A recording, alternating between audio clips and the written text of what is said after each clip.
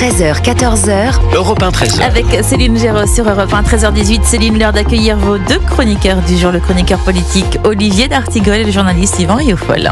Et je suis ravie de vous retrouver. Bonjour les amis. Bonjour. Bienvenue. Bonjour. Alors de quoi allons-nous débattre avant 14h ? Demandez le programme alors que les tensions diplomatiques entre Paris et Alger ne se détendent pas. Le torchon brûle entre Bruno Retailleau et Emmanuel Macron. Qui a le plus à perdre ? Les ZFE, zones à faible émission, ne sont-elles pas les zones à forte exclusion ? Plus de 20 millions de Français vont-ils vraiment pouvoir changer de voiture ? On va en parler. Et puis, sacré au César mais boudé aux Oscars, le film de Jacques Audiard, Emilia Pérez divise. Comment interpréter les prix d'ailleurs attribués lors de ces deux soirées?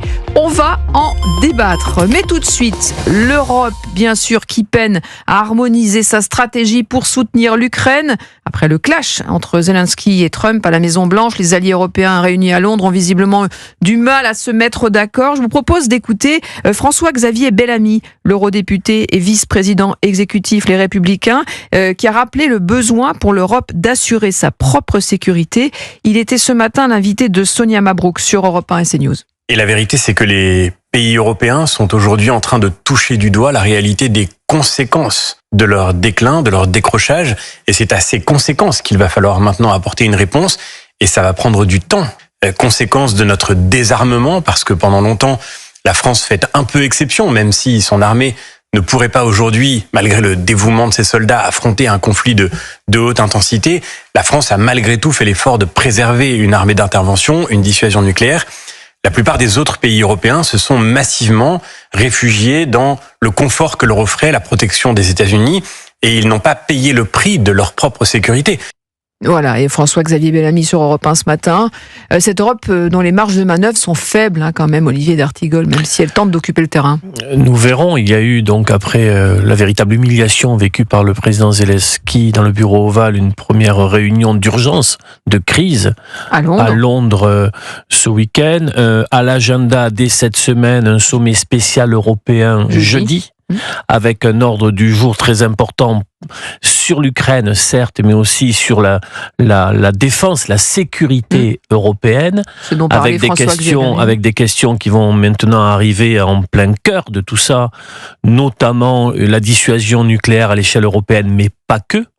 Et avec toujours cette capacité d'Emmanuel Macron à survendre le produit, à être dans un récit très enthousiasmant, très enthousiasmé. On se souvient de ses deux discours à la Sorbonne sur son projet européen en 2017 et en 2024, mais avec une traduction qui est bien souvent très en deçà de ce qui est annoncé. Et des annonces justement, alors dans le colonne du Figaro ce matin, il propose une trêve d'un mois dans les airs, sur la mer et au niveau des ressources énergétiques, mais ce matin c'est Londres qui dément. Il faut peut-être partir de ce préalable épouvantable à formuler qui est de dire que non seulement l'Ukraine a perdu la guerre, mais que l'Europe qui soutenait l'Ukraine l'a perdue aussi. L'Europe est perdante dans cette histoire-là. L'Europe est perdante et elle se rend compte parce que l'OTAN se retirera, en tout cas que l'OTAN ne s'installera pas en Ukraine, mais qu'à la limite l'OTAN peut-être est vouée à disparaître, elle se rend compte qu'elle est nue. L'Europe est nue, l'Europe est désarmée. Alors certes, la France, là-dedans, fait un peu exception avec 2% de son budget qui est consacré à la défense, mais même 2%, c'est bien peu. D'ailleurs, Emmanuel Macron a raison de vouloir le porter à 3,5.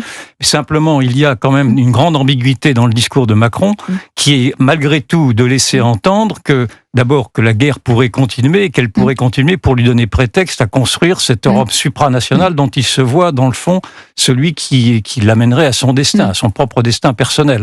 Et donc, encore une fois, je vois cet homme-là comme étant assez irresponsable dans la vision, dans la non-vision qu'il a eue d'ailleurs des réalités du terrain.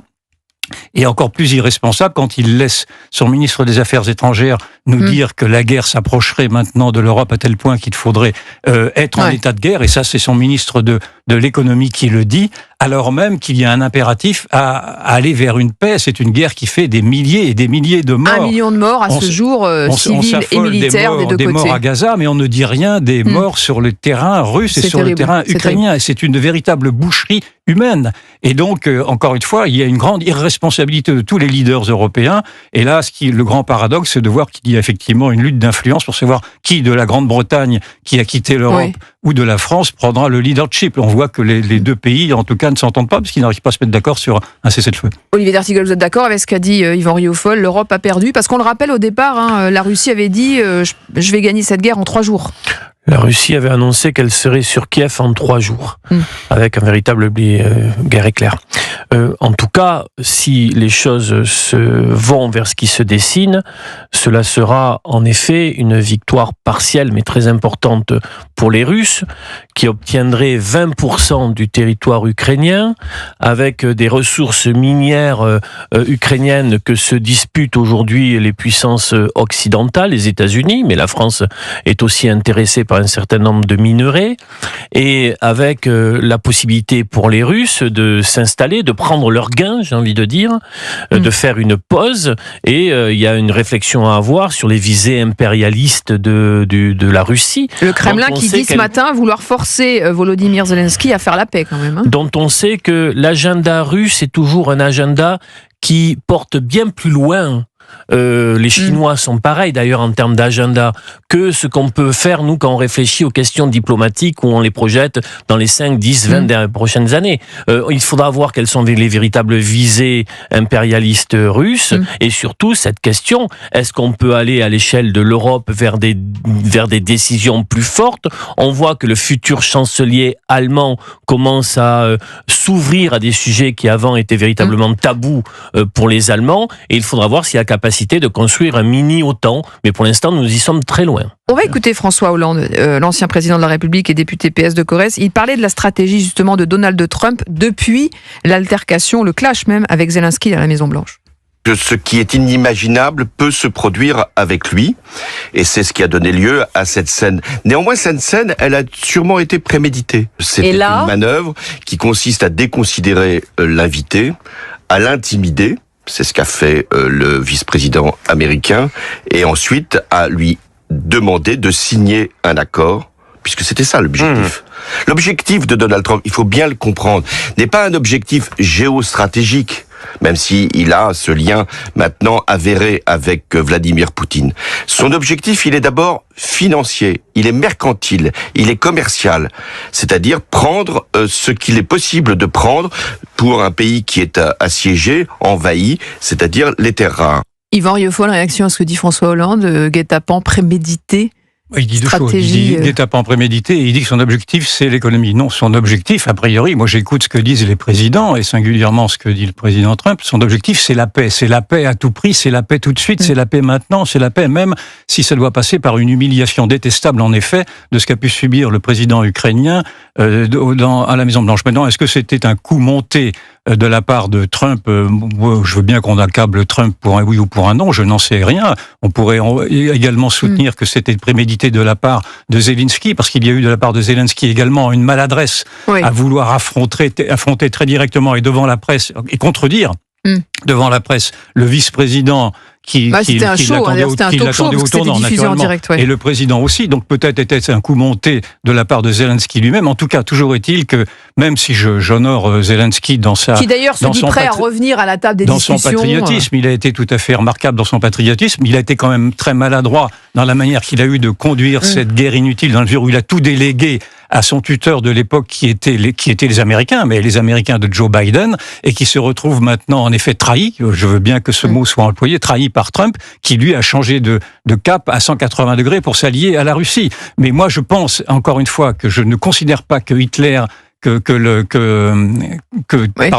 Vladimir Poutine soit assimilable à Hitler. Je ne considère pas non plus que Zelensky soit assimilable à Churchill. Donc il faut arrêter avec ces références au Troisième Reich qui font que dès que quelqu'un lève le bras, on y voit un salut nazi, on devient fou, on n'arrive plus à analyser les faits, à analyser quelles sont les réalités du terrain et analyser quelle est la perspective de paix qui doit s'appliquer à tout le monde. On va continuer à parler de ce qui se passe justement au niveau de l'Europe par rapport à ce qui se passe à Kiev dans quelques instants. Restez bien avec nous. Et puis on reviendra aussi sur ce torchon qui brûle entre Bruno Retailleau et Emmanuel Macron à propos de l'Algérie. À tout de suite. 13h27, à tout de suite avec Céline Géraud sur Europe 1. Bonjour, c'est Dimitri Pavlenko.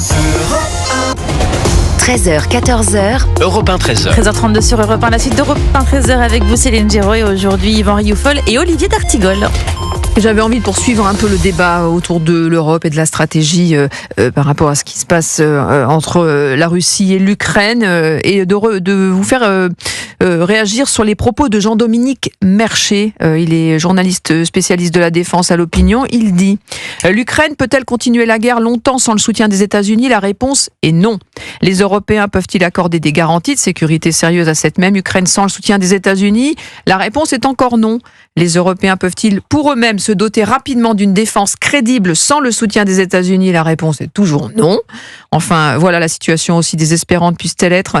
C'est à cette aune qu'il faut observer les efforts méritoires des Européens pour tenter de sortir de l'ornière dans laquelle Donald Trump les a brutalement plongés. Olivier d'Artigol, voilà, oui, tout est dit. C'est peu réjouissant.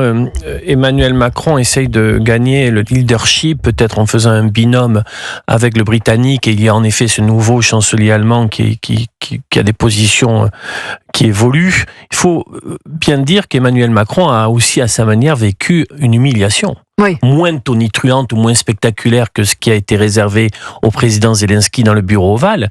Mais le jour même où Emmanuel Macron essaye d'obtenir des garanties dans ce même bureau ovale, à l'ONU le 24 février, par 2 votes, les États-Unis, pour la première fois depuis le lendemain de la Seconde Guerre mondiale, vont vers un renversement historique et spectaculaire d'alliance en votant avec les Russes. Ça ne s'était jamais vu. Le jour même où ils pensaient avoir obtenu des premières garanties. Et il y avait aussi les taxes qui sont effectivement les taxes de 25% sur les produits européens désormais importés. Et il dit avec cet argument, vous ne pouvez pas à la fois nous demander d'augmenter nos dépenses de défense. Nous sommes d'ailleurs pas véritablement à 2% puisque ça intègre les pensions des militaires. Nous sommes plutôt à 1,8%.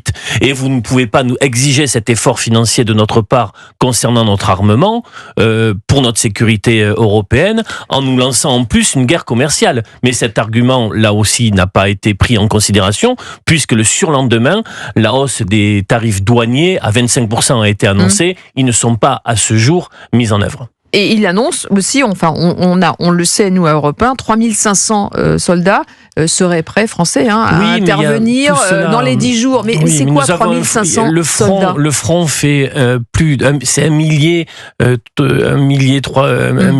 300 kilomètres, je crois. Donc faire respecter une trêve, c'est utopique, on est d'accord. Trêve, le tout est d'obtenir un cessez-le-feu ou un début d'accord de paix qui soit le moins défavorable à l'Ukraine, car si c'est le moins défavorable à l'Ukraine, cela le sera aussi pour l'Union européenne. Yvan Rieufol. L'Europe est inconsistante, l'Europe est transparente, l'Europe n'a pas d'armée, l'Europe n'a pas d'autorité, et d'ailleurs les premiers contacts entre les États-Unis et la Russie concernant l'Ukraine, c'est fait par l'intermédiaire de l'Arabie Saoudite. C'est l'Arabie Saoudite qui a précisément est entrée dans ce grand vide créé par l'Europe. Donc l'Europe est confrontée, en effet, à son propre destin, à son propre déclin, à sa transparence, à ce que j'ai dit tout à l'heure, de ce désarmement qu'elle a accepté elle-même en se mettant trop facilement à l'abri de l'OTAN. Maintenant, encore une fois, là je vais me répéter, il y aurait également un abus de confiance de la part du président de la République à prétexter que les nations aient à se réarmer. Ceci est bien entendu, mais pour y construire une Europe supranationale, cette Europe qu'il avait défendue lors de son discours de la Sorbonne. Or, c'est une Europe que les peuples refusent. Il faudrait quand même qu'un jour ou l'autre, Emmanuel Macron descende de son petit nuage et entende les peuples qui ne veulent pas de cette Europe-là. Ils veulent naturellement une Europe des nations. Ils ont bien compris que l'Europe était vulnérable, mais ils ne veulent pas d'une Europe qui soit déléguée avec une armée européenne. S'il y avait une armée européenne, nous serions déjà en guerre face à la Russie avec les millions de morts en plus que cela nécessiterait. Donc aujourd'hui, nous allons avoir une période épouvantable et humiliante à traverser, et dangereuse peut-être, en effet, puisque nous sommes maintenant à la merci de la Russie. Moi, je ne crois pas du tout à ce que la Russie ait comme ambition d'avoir à attaquer l'Europe. C'est une imbécilité que me semble dire en tout cas le ministre des Affaires étrangères. La question c'est de savoir s'ils veulent vraiment la paix. Voilà. Est-ce que oui, je pense. Ils veulent le mettre. En fait, est-ce qu'en faisant ça, l'Europe ne veut pas mettre finalement Poutine au pied du mur en lui disant maintenant, voilà, il faut vraiment qu'ils mettent Poutine au pied du mur. Je pense qu'en effet, il va falloir que Poutine montre effectivement ses bonnes volontés si Poutine veut la paix. Mais simplement, Poutine, encore une fois, est en position d'avoir gagné. Certes, il n'a pas pris Kiev en 3 jours comme il l'avait dit. dit. Mais enfin, malgré tout, il a pris 20% des territoires qu'il désirait. Il a exclu l'OTAN. Il faut tout de même se souvenir que l'initiative de cette guerre est venue du fait que l'OTAN menaçait de s'installer en Ukraine. Et donc, c'est une guerre inutile en tout. C'est une guerre qui a causé des milliers et des milliers de morts. Et qui va 1 million aujourd'hui de personnes civiles et militaires en Russie. Exactement. Et qui va donner comme situation une situation pire que celle qu'il y avait il y a 3 ans. Donc, la responsabilité de la guerre vient de l'invasion russe sur les territoires souverains ukrainiens. Bien sûr, mais la motivation de cette invasion russe était précisément d'interdire à ce que l'OTAN s'installe en Ukraine. Or, non seulement l'OTAN ne s'installera pas en Ukraine, mais en plus, les États-Unis envisagent même de se retirer de l'OTAN, c'est-à-dire de rayer l'OTAN de la carte. On a l'air malin maintenant. Donc, c'est vraiment une guerre inutile. C'était une guerre meurtrière, une guerre qui a été lancée sur des enfantillages, sur des rodomontades, et qui maintenant fait obligation aux dirigeants européens de constater les désastres qu'ils ont commis également, qu'ils ont participé à commettre. Ils n'étaient pas les seuls, bien entendu.